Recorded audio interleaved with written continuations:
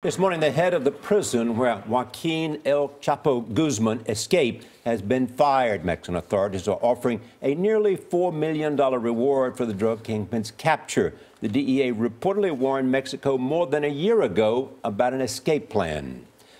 David Gaddis is the CEO of G Global Protection Solutions. He's also the former regional director of the Drug Enforcement Agency in Mexico. Good morning. Good morning.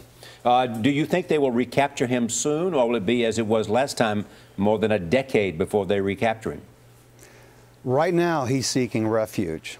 He will stay under as long as he possibly can until he's able to begin running his empire.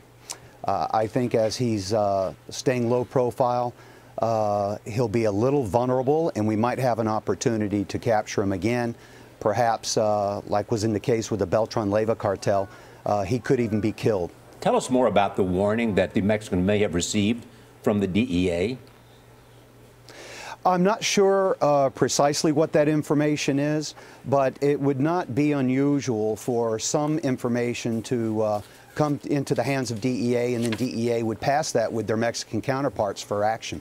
So, David, how do you stop a criminal who apparently has the money and the resources and is working in a prison system where he allegedly had inside help? How do you stop somebody like that from getting away? You know, Gail, this mishap is not the first one we've seen involving Mexican drug operations. It is a setback, but this one in particular is a big black eye to the Mexican government. And to deal with someone who, number one, has built-in propensity for escape, number two, has the audacity to actually do it, and number three, the very profound resources to make an escape because of the financial network behind him.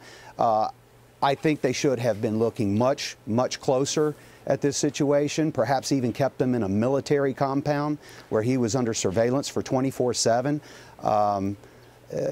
In my opinion, this was a bit trivialized. David, should we assume at this point that El Chapo is back in control of the cartel, or that he was running the cartel the whole time while he was in prison anyway? Hey, his people were tunnel digging specialists, and he used a tunnel to escape. If he was able to do that inside the prison, I'm certainly sure he was able to go ahead and continue his control of the empire from behind bars. There's a question of the timing. Why did he escape now? Some argue that he feared extradition to the United States. Oh, no doubt. That's every foreign-based trafficker's nightmare, is to have to show up in a judicial district somewhere in the continental United States where they know they'll have no opportunity to be released, to be escaped, and their penalties would be very severe. 25 to life, and that's something that Chapo wanted to avoid at every cost, and the Mexican government knew that.